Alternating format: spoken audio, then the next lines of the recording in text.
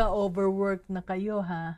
Anak, do you ever feel like your business is slowly taking over your life? Parang araw-araw kang hinahabol ng mga gawain pero kahit anong sipag mo, parang laging may kulang? You wake up already tired. You start your day with your phone in one hand and your coffee in the other. And before you know it, half of your day is gone. But your to-do list, nako, pareho pa rin. You love your business, yes, pero lately it feels like it's starting to drain you instead of excite you. Now, if that sounds familiar, baka it's time to get one task off your plate. Let me share with you the story of Jean and Luis, the husband and wife team behind their photo studio business. Nung nag-uumpisa sila ng negosyo nila, they did everything together. Luis was in charge of shoots and editing, while Jean handled client bookings, marketing, and payments. Walang helpers, walang staff, just pure passion and teamwork. And it worked at first. The clients loved their work. They were fully booked almost every weekend. Pero habang lumalaki yung negosyo nila, yung kanilang stress, palaki din ng palaki. And Jean started sleeping late every night to answer messages.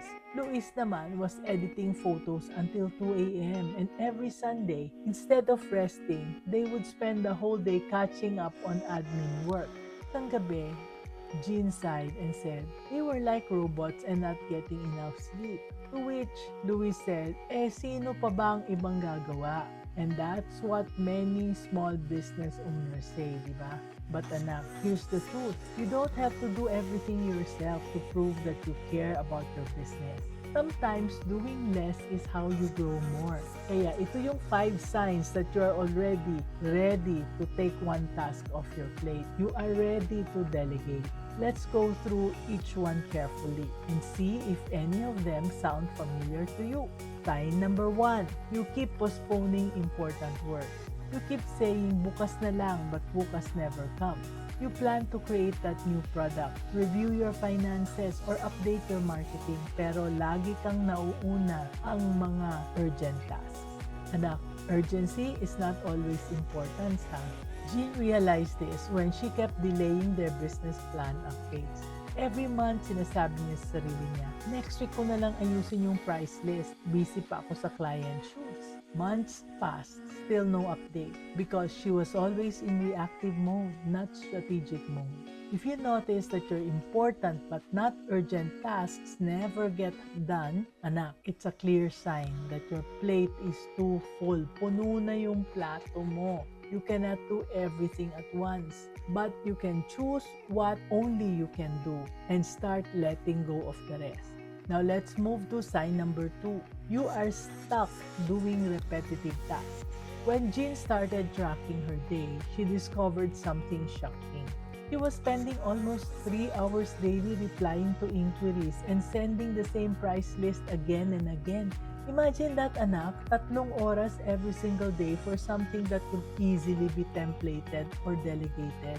That's the trap many business owners fall into.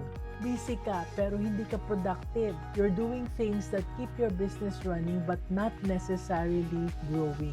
So if you're doing tasks that someone else could do with a simple guide or template, that's a strong sign that you need help. At tandaan mo ito, anak. Delegation is not laziness, it is leadership.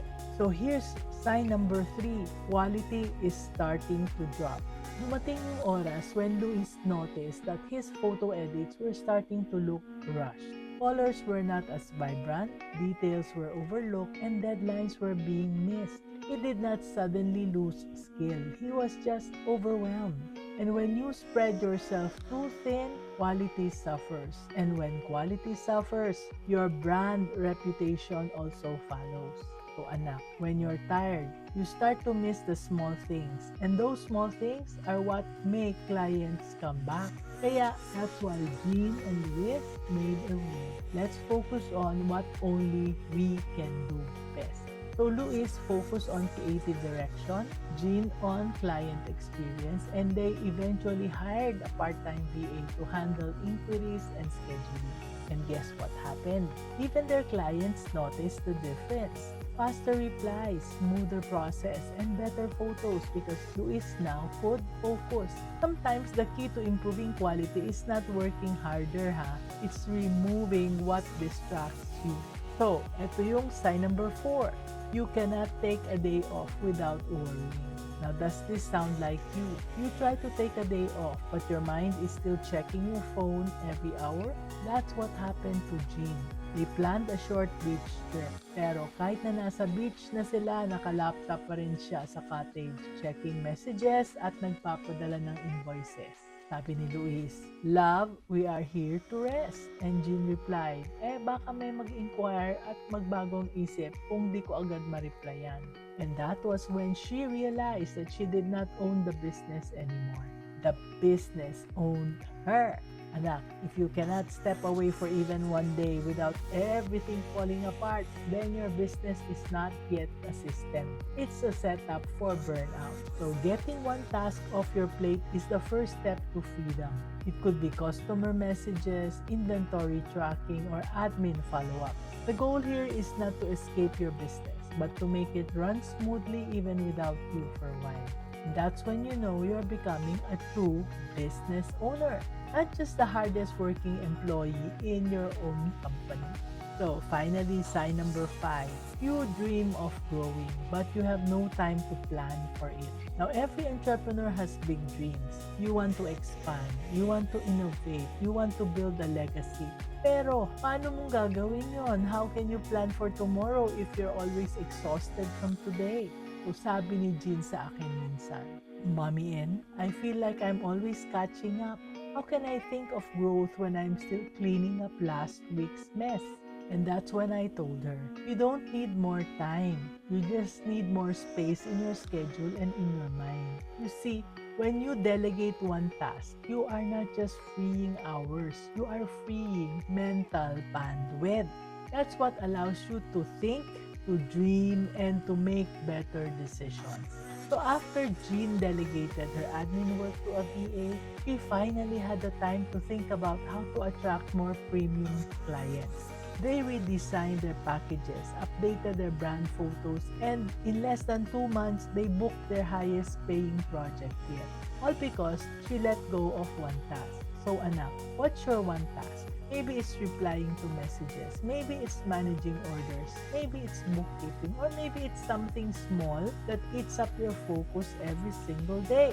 Whatever it is, start with one. Document how you do it, record the steps, train someone, and let go.